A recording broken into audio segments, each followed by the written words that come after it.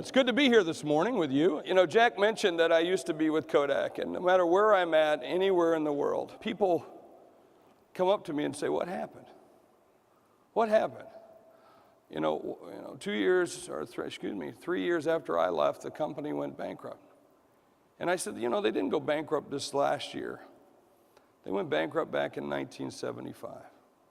In 1975, a gentleman by the name of Steve Sasson sat in a room in Rochester, and he took some digital component parts and he put together the very first digital camera. It was a blue box about that big. And he actually took a photograph of a photograph. I mean, how ironic was that? Then he ran from executive office to the C-suite with this box, this new device that was going to revolutionize the way that we did Kodak moments, to revolutionize the way that we were going to do digital photography. I mean, you got to think about this.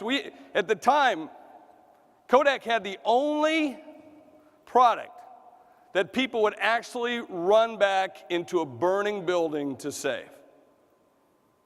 I know that to be true because back in 2001, I was in my home in South Dakota. Lightning came through the house and struck me when I was down in the basement. And I literally, when I wake up, I can't hear, I can't see, but as I start to hear and see, I watch my wife running by with a box of photographs going, "Are you okay? Are you okay?" Oh, people, that's funny. Come on now. No, it's early, but I've had five-hour energy drinks already this morning, so you put the quarter in, you get to go for the full ride. Here we go, all right?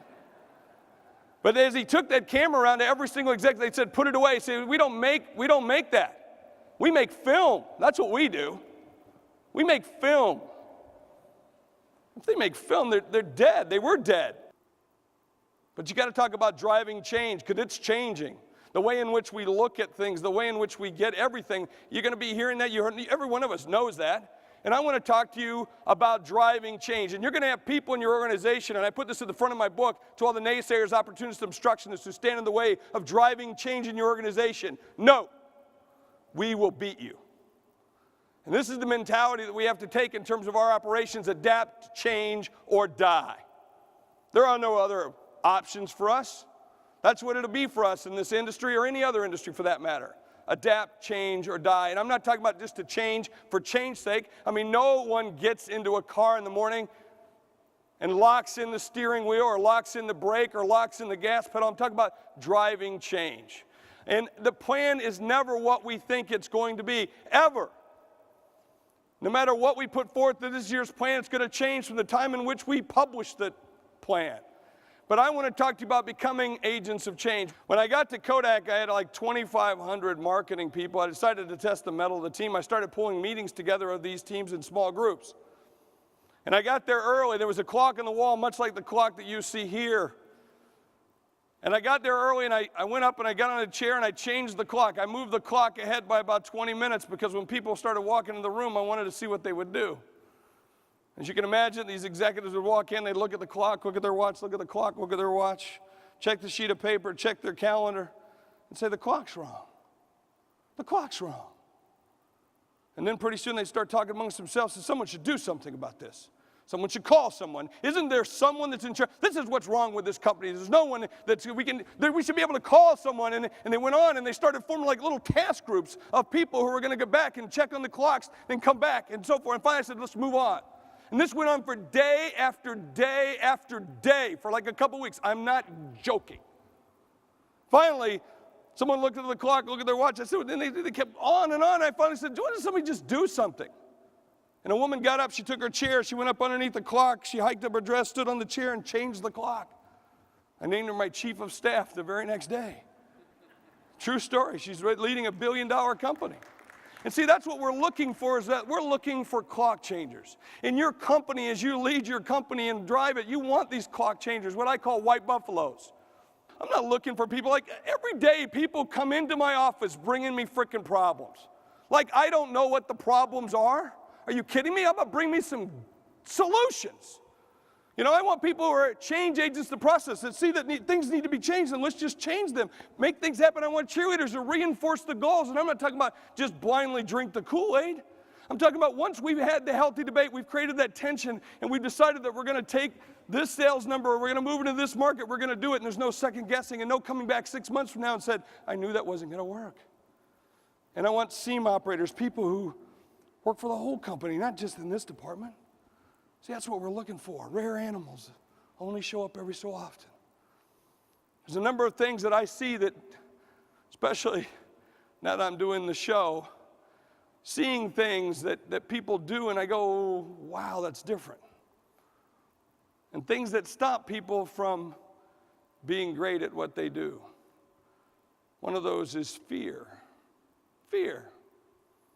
By human nature, by the nature of who we are, we're adaptive. And being adaptive, we're afraid. It's a normal thing. I'm scared to death of heights. I am. I get a nosebleed if I wear 2 pairs of socks. People got to get out more often. This is funny shit up here. Risk. You got to take risk in business. And I know it's not easy for us to think like that, but look, when I was at Kodak, we actually got into the inkjet business for a while. Inkjet business. We decided that we're going to go up against one of the biggest players in the world. In fact, these guys last year made $9 billion off of inkjet cartridges in profit. Now, Big Ink, they have a notorious and very brilliant business model. Basically, you take the printers off the shelf for free, and then the inkjet cartridges are locked up behind the counter. Think about it. It's kind of like, here's the crack pipe. Okay? It's the most expensive liquid on the face of the earth. Last night I'm watching the news. They're talking about the price of oil. Shit, quit talking about the price of oil. Talk about the price of ink. So, we're in this fight, and I said, look, one of the best ways that we can do this fight is we need to poke a finger in the eye of Big Ink, and every time that they do that, we can talk about pricey ink stinks, and because our model is a fair price for the printer and half price for the ink, and we're still going to make a killing. In fact, we meet our projections because, see, we're going after the high burners. High burners, those people use 4 to 8 cartridges more than anyone else during the year. And we found out that high burners like to go to movies. So I said, let's do a campaign. Let's do a campaign to draw attention to this and see if we can't make this thing a little bit faster, grow it. So we decided to do a commercial. I said, what we'll do, and this is back in 2008, what we're going to do is we'll do a commercial at a motion picture theater, and I came up with the idea, and then we'll do a mobile campaign with it. This is 2008, before anybody was really thinking about mobiles. I said, this would be a couple things. One, they'll write up about it, right? We'll get the publicity on that, and 2, we'll capture this audience. So as you're watching the movie, you'd see our ad, and then you'd text so much off and get 50% off of price ink. As a good marketer, before I run out a national campaign, I tested it. Double-digit response, into the 20s response of people who would see it and immediately want to text. This is freaking huge. You know what this is like. As a marketer, I'm peeing my pants with anticipation. I mean, this is awesome. This is cool. This is big dog stuff. So I turned to the team and said, don't test it anymore. Nationwide, let's go. Blockbuster weekend, we put the commercial out into the theaters. I come back on Monday morning, I sit down at my desk, 2 people walk in with a sheet of paper with the number of texts that we got over the weekend. They slide it across my desk, I pick it up, I look at it, and on there is the number 2.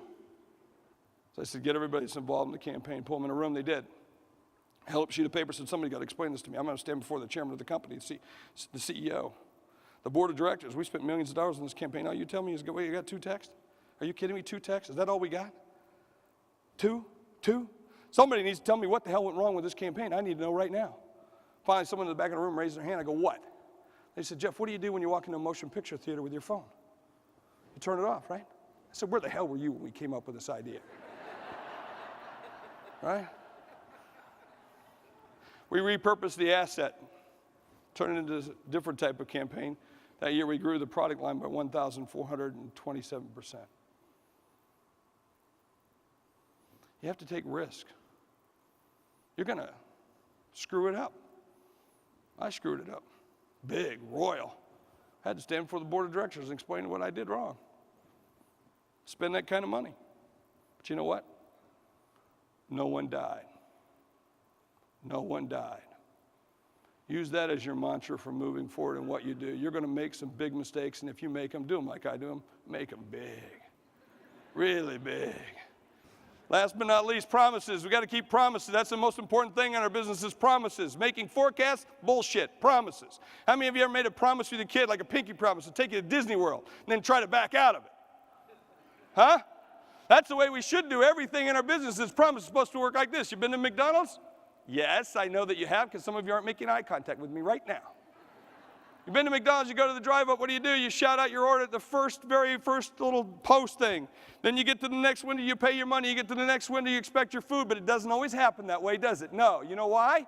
You know why? Sometimes they come over to you and say, I'm sorry, your order's not quite ready. If you pull over to this parking spot right over here, we'll bring your order right out to you. You know why they do that? I'll tell you why. Because clowns lie. That's why. They lie. They're evil little sadistic bastards. That's why. So when they come over to you and say, hey, would you mind pulling up over to that spot? Do what I do and say, no, thank you, I'll wait, and I roll my window back up. This is what happens. Pretty soon a 14-year-old assistant manager comes over and knocks on your window. Said, sir, you're going to hold everybody up if you don't pull forward. I go, I don't mind, and I roll my window back up. Pretty soon the 16-year-old manager comes over and knocks on the window. Said, sir, is there an issue? Yes, there's an issue. Say, my friend, you made a promise to me. I gave you my order, you took it. I gave you my money, you took it. I get to the window, you're not giving me my food. In fact, what you're asking me to do is pull over here to parking purgatory. But yet you're not renegotiating the promise. Now, if you want to renegotiate, give me one of those McMinty shakes or one of those apple pies I like, you know. Give me a little bit more inventory here, man. I'll pull over here. But you're not giving me any more inventory. I'm not pulling over here. If you're not going to do that, I'm sitting right here and I roll my window back up. Now when I go to McDonald's, I shout out my order. I pay my money at the first window. My food is thrown into the car as I drive by. That's what we have to do, fight back and make things different. We have to drive a promise, mutual conditions of satisfaction. That's what I want you to do. And as that you go through this weekend, I want you to think about what it is we're doing, how we're doing it. You guys talk about brand. I was listening to this last night again. See, brand is two things. One, first of all, brand is something that we occasionally put on a horse and always put on a cow. So it's the iconic representation of ownership on the side of a bovine, or for your purposes and my purposes in business, it's a promise delivered. Not about what you look like or how you present yourself or your colors. Those are some attributes of the brand. But what is the promise that you're delivering to me? That's the essence of who you are. And that's what you need to try to convey as you look forward in the things that you do. In your businesses, people talk about culture all the time. And I will tell you that the most important thing that you can start to change is not the culture, but the mood. The mood.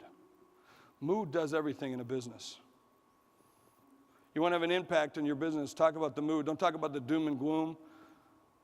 I hear people talk about that we're not seeing enough ads and things. Well, it's because we're not selling it the right way and positioning, because I know places where we're placing more and more into this particular space.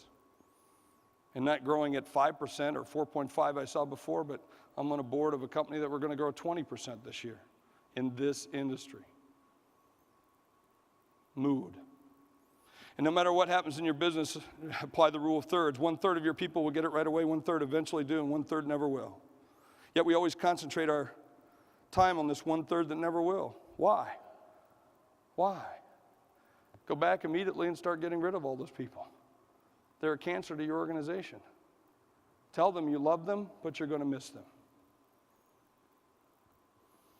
And last but not least, look around you at this event, at this association, and the work that you do and the company that you represent. We're in good company. Thank you very much for having me. I appreciate it.